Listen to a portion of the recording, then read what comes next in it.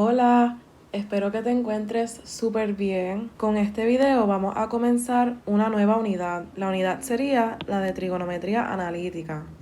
Y bajo esta unidad vamos a estudiar dos temas sumamente importantes, los cuales son la ley de los senos y la ley de cosenos. Antes de que entremos en detalle a discutir ambos temas, vamos a tomar este video como una introducción y como un modo de repaso. Cuando nosotros estudiamos a las funciones trigonométricas de ángulos agudos, nosotros trabajamos únicamente con triángulos rectángulos, es decir, triángulos que tenían un ángulo recto, un ángulo que mide 90 grados. Y nosotros definíamos a las funciones trigonométricas dependiendo del ángulo agudo que escogiéramos, que en este caso sería alfa. Identificábamos el lado opuesto y el lado adyacente del triángulo según ese ángulo, y la hipotenusa, que nosotros sabemos que es el lado que mide más largo y también es el lado que se encuentra opuesto al ángulo recto. Y una vez ya nosotros identificábamos el lado opuesto, el lado adyacente y la hipotenusa según el ángulo agudo, pues nosotros entonces procedíamos a definir a las funciones trigonométricas según ese ángulo. Y bajo este tema, nosotros logramos resolver una gran variedad de ejercicios. Por ejemplo, este ejercicio, el cual fue uno de los que estuvo en el examen, nos pedía resolver el triángulo rectángulo. Y esto significaba hallar la medida de los lados y los ángulos que nosotros no conocíamos. También nosotros lo aplicábamos a problemas de la vida diaria. Por ejemplo, este ejercicio que también estuvo en nuestro examen, pues con este tipo de ejercicio nosotros lográbamos identificar el triángulo rectángulo y resolver la situación utilizando a las funciones trigonométricas.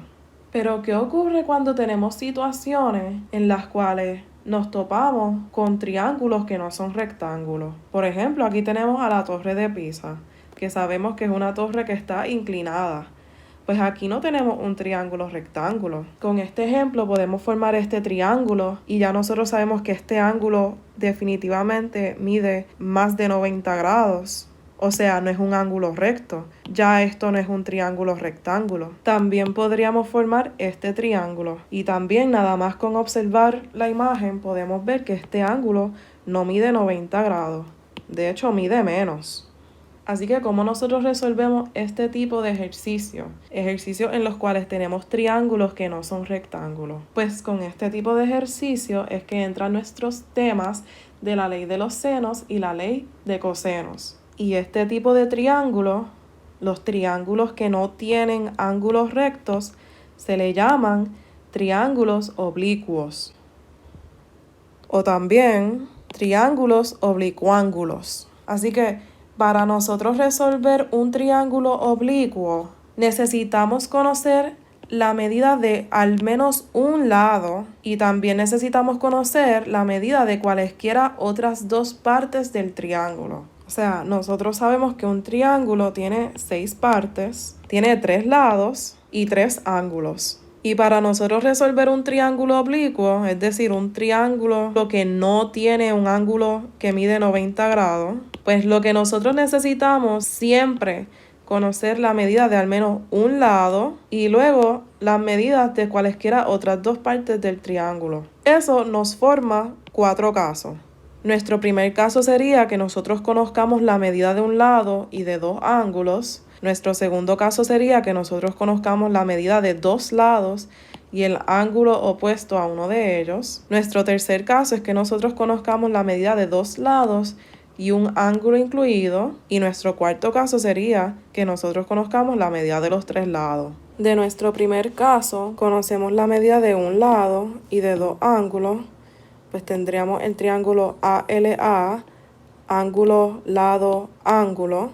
Y podríamos tener también el triángulo LAA, lado, ángulo, ángulo.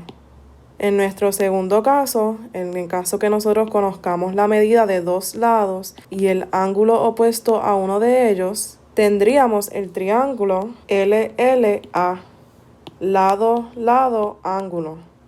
Conocemos la medida de 2 lados y el ángulo opuesto a uno de ellos. Así que en este caso conocemos la medida del ángulo opuesto a este lado. Nuestro tercer caso sería que nosotros conozcamos la medida de dos lados y un ángulo incluido. Así que nosotros tendríamos el triángulo LAL, lado, ángulo, lado. Y aquí la diferencia es que el ángulo se encuentra incluido entre ambos lados. No es como el caso anterior, que el ángulo se encontraba opuesto a uno de los lados.